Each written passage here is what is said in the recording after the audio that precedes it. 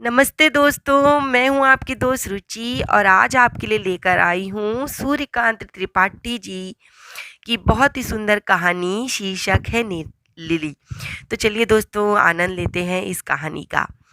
पद्मा के चंद्रमुख पर 16 कलाओं की शुद्धि जो थी, चंद्रिका जो थी वो खिल रही थी। एकांत कुंज की कली सी प्रणय के बसंती मलय स्पर्श से हिल उठती, विकास के लिए व्याकुल हो रही थी। पद्मा की प्रतिभा की प्रशंसा सुन के उसके पिता ऑनरेरी मजिस्ट्रेट पंडित रामेश्वर शुक्ल उसके उज्जवल भविष्य पर अनेक प्रकार की कल्पनाएं किया करते। योग्य वर्ग के अभाव से उसका विवाह अब तक रोक रखा है। मैट्रिक परीक्षा में पद्मा का सूबे में पहला स्थान था। उसे छात्रवृत्ति भी मिली थी। पत्नी को योग्य वर न मिलने के कारण विवाह रुका हुआ था। शुक्ल जी अपने आप को समझा देते थे। साल भर से कन्या को देखकर माता जो थी उसके भविष्य की चिंता से कांप उठती थी। पद्मा काशी विश्वविद्यालय के कला विभाग में दूसरे साल की छात्रा थी। गर्मियों की छुट्टी है, इलाहाबाद घर आई हुई है। अब के पद्मा का उभार, उसका रंग रूप, उसकी चितवन चलन, कौशल वार्तालाप पहले से भी बदल गए थे। उसके हृदय में अपनी कल्पना के कोमल सौंदर्य की भावना, मस्तिष्क में लोकोचार से स्वतंत्र उसके खुले हुए विचार पैदा हो गए थे। उसे निसंकोच चलती फिरती, उठती बैठती, हंसती बोलती देखकर माता हृदय के बोल वाले तार से कुछ और ढीली और बेसुरी पड़ती जाती थी। एक दिन संध्या के डूबते सूर्य के सुनहले प्रकाश में नीले आकाश के नीचे छत पर दो कुर्सियां डलवाकर माता और पद्मा जो थी वो गंगा का रजत सौंदर्य एकटक निखारे जा रही थी। माता ने पद्मा की पढ़ाई, कॉलेज, छात्राओं की संख्या, बालिकाओं के हॉस्टल प्रबंध आदि की बातें पूछी। पद्मा उत्तर देती गई। हाथ में हॉल से निकली हुई स्टैंड जो थी उससे मैगजीन की एक प्रति उठा ली। तस्वीरें देखती जाती, हवा का एक हल्का सा झोंका आया। खुले रेशमी बाल सिर से साड़ी को उतार कर ले गए, गुदगुदा कर चले गए। सिर ढाक लिया करो, तुम बेहया होती जा रही हो, माता ने रुखाई से कहा। पद्मा ने सिर पर साड़ी की जरीदार किनारी चढ़ा ली, आंखें नीची कर किताब के पन्ने उलटने लगी। पद्मा ने गंभीर होकर ऐसे देखा कि जैसे उसने कुछ समझा ही नहीं। फिर माता ने कहा कि चलो जी। चलते हुए उपन्यास की एक तस्वीर देखते हुए नम्रता से बोली पद्मा। मन से अपराध की छाप मिट गई। माता की वात्सल्य सरिता में कुछ देर के लिए बाढ़ सी आ गई। उठते उच्छ्वास से बोली, कानपुर में एक नामी वकील है, महेश प्रसाद त्रिपाठी जी। एक दूसरी तस्वीर देखती हुई पद्मा ने कहा, उनका लड़का आगरा यूनिवर्सिटी से एमए है, इस साल फर्स्ट क्लास फर्स्ट आया है। फिर पद्मा ने हूं में सिर उठाया। आंखें प्रतिभा से चमक उठी। तेरे पिताजी को भेजा था, वो परसों देखकर लौटे हैं। कहते हैं लड़का हीरे का टुकड़ा है, गुलाब का फूल। बातचीत 10,000 में पक्की हो गई है। फिर पद्मा ने हूं में जवाब दिया। मोटर की आवाज पा पद्मा उठकर छत के नीचे देखने लगी। हर्ष से हृदय की तरंगे उठने लगी। मुस्कुराहट को दबाकर अपने आप में हंसती हुई चुपचाप बैठ गई। माता ने सोचा लड़की बड़ी हो गई है, विवाह के प्रसंग से प्रसन्न हो गई। खुलकर कहा, मैं तो बहुत पहले से तेरे पिताजी से कह रही थी, वो तेरी पढ़ाई को लेकर विचार में पड़े हुए थे। नौकर ने कहा, राजेंद्र बाबू मिलने आए हैं। पद्मा की माता ने एक कुर्सी डाल देने के लिए कहा। कुर्सी डालकर नौकर राजेंद्र बाबू को बुलाने नीचे उतर आया। तभी दूसरा नौकर आया जो रामेश्वर जी ने भेजा था। उसने आकर पद्मा की माँ से कहा कि जरूरी काम से आपको पंडित जी ने बुलाया है, जल्दी से चलिए। जीने से पद्मा की माता उतर रही थी। रास्ते में राजेंद्र से भेंट हुई। राजेंद्र ने हाथ जोड़कर प्रणाम किया। पद्मा की माता ने कंधे पर हाथ रखकर आशीर्वाद दिया और कहा, चलो पद्मा छत पर बैठी है, मैं अभी आती हूँ। राजेंद्र जज का लड़का है, पद्मा से 3 साल बड़ा। पढ़ाई में भी पद्मा से कुछ अच्छा ही था।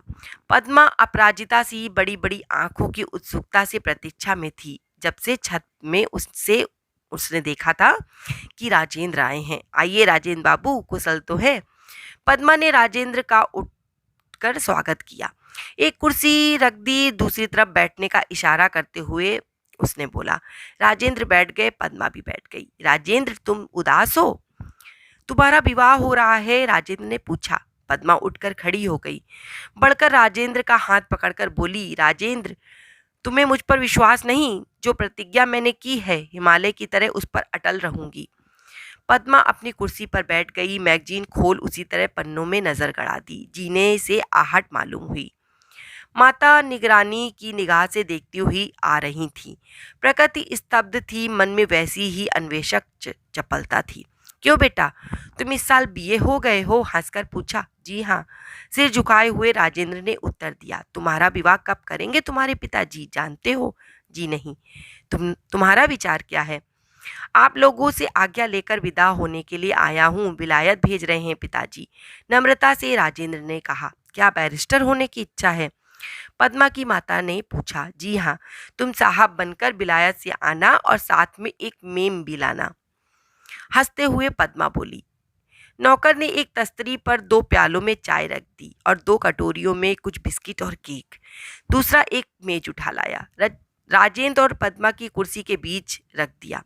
एक धुली हुई तौलिया बिछा दी ऊपर से, और उसने ये सारी चीजें रख दी और दूसरा आज्ञा की प्रतीक्षा में वहीं खड़ा रहा। मैं निश्चय कर चुका हूँ, जबान दे चुका हूँ, अब के तुम्हारी शादी कर दूंगा, पंडित रामेश्वर जी ने कन्या से कहा। जब राजेंद्र चला गया तो उन्होंने पद्मा को बुलाकर कहा, लेकिन मैंने भी निश्चय कर लिया है, डिग्री प्राप्त करने से पहले विवाह नहीं करूंगी। सिर झुकाकर पद्मा ने जवाब दिया। मैं मजिस्ट्रेट हूँ बेटी, अब तक अक्ल की ही पहचान करता रहा हूँ।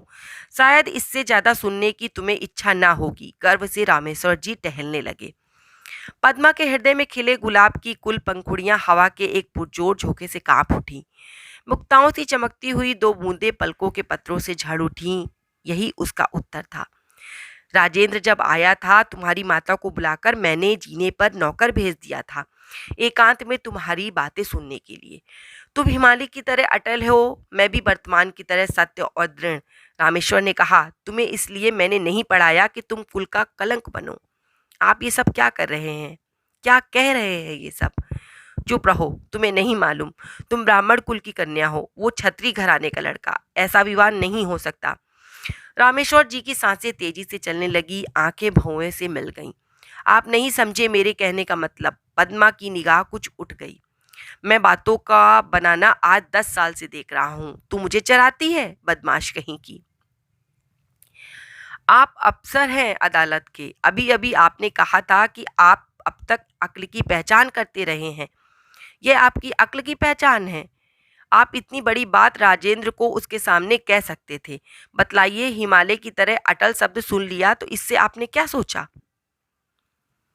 आग लग गई जो बहुत दिनों से पद्मा की माता के हृदय में सुलग रही थी। कहने लगी, हट जा मेरी नजरों से बाहर। मैं समझ गया। रामेश्वर जी क्रोध से कांपने लगे। आप गलती कर रहे हैं, आप मेरा मतलब नहीं समझे। मैं भी बिना पूछे हुए बतलाकर कमजोर नहीं बनना चाहती। पद्मा जेठ की लू में झुलस रही थी। स्थल से उसका जो गर्मी थी उससे उसका चेहरा लाल हो गया था। आंखों की 2 सीपियां पुरस्कार की 2 मुक्ताएं लिए सर्वंग चमक रही थी। रामेश्वर जी भ्रम में पड़ गए, चक्कर आ गया, पास की कुर्सी पर बैठ गए। सर जो था उस पर हथेली रखकर सोचने लगे। पद्मा उसी तरह खड़ी रही, दीपक की निष्क्रिय शिखा सी अपने प्रकाश में जल रही थी। क्या अर्थ है, जरा मुझे बताना? माता ने बढ़कर पूछा।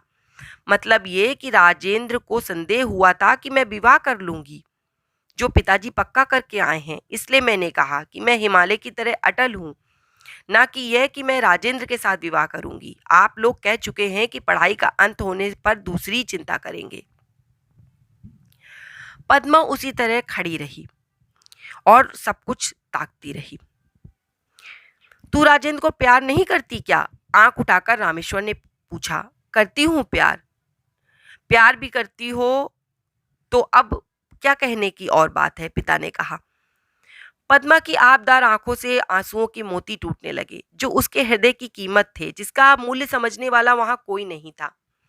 माता ने थोड़ी पर एक उंगली रखकर रामेश्वर की तरफ देखकर कहा, प्यार भी करती है, मानती भी नहीं, अजीब लड़की है। चुप रहो। पद्मा की सजल आंखें भौंओं से सट गईं। विवाह और प्यार एक बात है, विवाह करने से होता है, प्यार अपने आप हो जाता है। कोई किसी से प्यार करता है तो क्या उसके सिवा साथ विवाह भी कर लेता है? पिताजी जज साहब को प्यार करते हैं तो क्या इन्होंने उसके साथ विवाह भी कर लिया? रामेश्वर जी हंस पड़े और अपनी बेटी पद्मा पर उन्होंने कड़ी पाबंदी लगा दी। रामेश्वर जी की शंका की दृष्टि जब पद्मा पर पड़ चुकी थी, इस कारण से पद्मा को बुखार आने लगा। डॉक्टर को बुलाया गया। डॉक्टर ने उसको देखा और कहा, क्या देखा आपने डॉक्टर साहब? रामेश्वर जी ने डॉक्टर से पूछा। बुखार बड़े जोर का है, अभी तो कुछ कहा नहीं जा सकता। जिस्म की हालत अच्छी नहीं, पूछने से कोई जवाब भी नहीं देती। कल तक अच्छी थी, आज एकाएक इतने जोर का बुखार, क्या सबब है? डॉक्टर ने प्रश्न की दृष्टि से रामेश्वर की तरफ देखा। रामेश्वर जी पत्नी की तरफ देखने लगे। डॉक्टर ने कहा, अच्छा मैं एक दवाई लिखे देता हूँ जिससे जिस्म की हालत अच्छी रहेगी। थोड़ी सी बर्फ मंगा लीजिएगा। आइस बैग तो होगा नहीं आपके यहाँ, एक नौकर मेरे साथ भेज दीजिए, मैं दे दूंगा।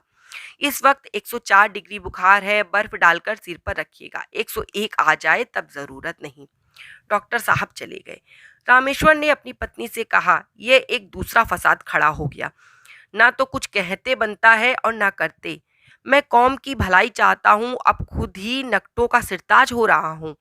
हम लोगों में अभी तक यह बात नहीं हुई है कि ब्राह्मण की लड़की या किसी क्षत्रिय लड़के का विवाह हुआ हो। ऊंचे कुल की लड़कियां ब्राह्मणों के नीचे कुलों में गई हैं, लेकिन यह सब आखिर कौम में ही हुआ है। तो क्या किया जाए? पत्नी ने सजल आंखों से पूछा। जज साहब से इसकी बचत पूछूंगा, मेरी अक्ल अब और नहीं पहुंचती। तुरंत उन्होंने नौकर को बुलाया। चीटा, अरे चीटा। चीटा ने चिलम रखकर जोर से बोला, हाँ साहब। जज साहब के पास जा, मेरा नाम लेकर कहना जल्द बुलाया है।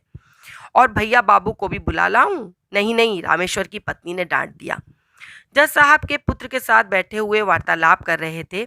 इंग्लैंड के मार्ग, रहन सहन, भोजन पानी, अदब कायदे का बयान कर रहे थे। इसी समय छीटा बंगले पर हाजिर हुआ और झुककर सलाम किया। जज साहब ने आंख उठाकर पूछा, कैसे आए हो छीटा राम? हुजूर को सरकार ने बुलाया है और कहा है बहुत जल्द आने के लिए। क्यों? बीवी रानी बीमार है। डॉक्टर साहब आए हुए हैं हुजूर। बाकी छीटा ने कह डाली जो कुछ उसे कहना था। और क्या? हुजूर, छीटा ने हाथ जोड़ लिए, उसकी आंखें डबडबा आईं। जज साहब बीमारी कड़ी समझकर घबरा गए। डॉक्टर को बुलाया। छीटा चल दिया। ड्राइवर नहीं था। जज साहब ने राजेंद्र को बुलाया और कहा, कार निकालो, हमें तुरंत रामेश्वर बाबू के घर चलना है। जैसे ही राजेंद्र को रामेश्वर जी ने देखा, उनका गला सूख गया। टालने की कोई बात न सूझी। कहा, बेटा पद्मा को बुखार आ गया है, चलो देखो, तब तक मैं जज साहब से कुछ बातें करता हूँ। राजेंद्र उठ गया। पद्मा के कमरे में एक नौकर सिर पर आइस बैग रखे हुआ था। राजेंद्र को देखकर एक कुर्सी पलंग के नजदीक रख दी। पद्मा ने कहा, राजेंद्र। पद्मा की आंखों से टप टप आंसू गिरने लगे। पद्मा को एकाएक प्रश्न की दृष्टि से देखते हुए राजेंद्र ने रुमाल से उसके आंसू पोंछ दिए। सिर पर हाथ रखा, बड़े जोर से धड़क रहा था उसका जो सर था, जिसका दिल था, हृदय था, राजेंद्र की छुअन से बहुत जोर से धड़कने लगा। सिराने थर्मामीटर रखा था। झाड़कर राजेंद्र ने आहिस्ते से बगल में लगा दिया। उसका हाथ बगल से सटाकर पकड़े रखा। नजर कमरे की घड़ी की तरफ थी। निकालकर देखा, बुखार 103 डिग्री था। अपलक चिंता की दृष्टि से देखते हुए राजेंद्र ने पूछा, पद्मा तुम कल तो अच्छी थी, आज एकाएक बुखार कैसे आ गया? पद्मा ने राजेंद्र की तरफ करवट ली, कुछ ना कहा। पद्मा, अब मैं जाता हूँ। ज्वर से उभरी हुई बड़ी बड़ी आंखों से एक बार देखा और फिर पलकों के पर्दे में अपने आप को मौन कर लिया। अब जज साहब और रामेश्वर जी कमरे में आ गए। जज साहब ने पद्मा के सिर पर हाथ रखकर देखा, फिर लड़के की तरफ निगाह फेर कर कहा, क्या तुमने बुखार देखा है? जी हाँ देखा है। कितना है? 103 डिग्री। मैंने रामेश्वर जी से कह दिया है कि तुम यहाँ नहीं रहोगे। तुम्हें यहाँ से कब जाना है? परसों ना? जी। कल सुबह बतलाना घर आकर पद्मा की हालत कैसी है। और रामेश्वर जी, डॉक्टर की दवा करने में मेरा ख्याल है कोई ज़रूरत नहीं है, अपने आप ही सब कुछ ठीक हो जाएगा। जैसा आप कहें, रामेश्वर जी ने बोला। जज साहब चलने लगे। दरवाजे पर रामेश्वर जी भी गए। राजेंद्र वहीं रह गया। जज साहब ने पीछे फिरकर कहा, आप घबराइए मत, आप पर समाज का भूत सवार है। मन ही मन कहा, कैसा बाप है और कैसी लड़की। 3 साल बीत गए। पद्मा के जीवन में वैसा ही प्रभात, वैसा ही आलोक भरा हुआ है। वो रूप, गुण, विद्या और ऐश्वर्य की भरी नदी वैसे ही अपनी पूर्णता से अर्धस की ओर वेग से बहती जा रही है। सौंदर्य की वो ज्योति राशि स्नेह शिखाओं से वैसी ही स्थिर है। अब पद्मा एमए क्लास में पढ़ती है। वो सभी कुछ है, पर वो रामेश्वर जी नहीं। मृत्यु के कुछ समय पहले उन्होंने पद्मा को एक पत्र लिखा था, मैंने तुम्हारी सभी इच्छाएं पूरी की हैं, पर अभी तक मेरी एक भी इच्छा तुमने पूरी नहीं की। शायद मेरा शरीर ना रहे। तुम मेरी एक बात मानकर चलो, राजेंद्र या किसी भी अपर जाति के लड़के से विवाह नहीं करना, बस। इसके बाद से पद्मा के जीवन में आश्चर्यजनक परिवर्तन हो गया। जीवन की धारा ही पलट गई, एक अद्भुत स्थिरता उसमें आ गई। जिस गति के विचार ने उसके पिता को इतना दुर्बल कर दिया था, उसी जाति की बालिकाओं को ढंग से शिक्षित करने का मन उसने बना लिया। अपने आदर्श पर लाकर पिता की दुर्बलता से प्रतिशोध लेने का उसने निश्चय कर लिया था। राजेंद्र बैरिस्टर होकर विलायत से आ गया। पिता ने कहा, बेटा अब अपना काम देखो। राजेंद्र ने कहा, जरा और सोच लूं, देश की परिस्थिति ठीक नहीं। पद्मा के पास राजेंद्र पहुंचा। राजेंद्र ने पद्मा का हाथ पकड़कर कहा। पद्मा हंस दी। तुम यहाँ कैसे? राजेंद्र पूछा। बैरिस्ट्री में जी नहीं लगता, बड़ा नीरस व्यवसाय है, बड़ा बेदर्द। मैंने देश की सेवा का व्रत ग्रहण कर लिया है। और तुम? मैं भी लड़कियां पढ़ाती हूँ। तुमने विवाह तो किया होगा? हाँ किया है, हंसकर राजेंद्र ने कहा। पद्मा के हृदय पर जैसे बिजली टूट पड़ी, जैसे तुषार की पद्मिनी क्षण भर के लिए स्याह पड़ गई हो। होश में आ अपने आप को संभाल कर कृत्रिम हंसी रंग कर पूछा, किसके साथ किया?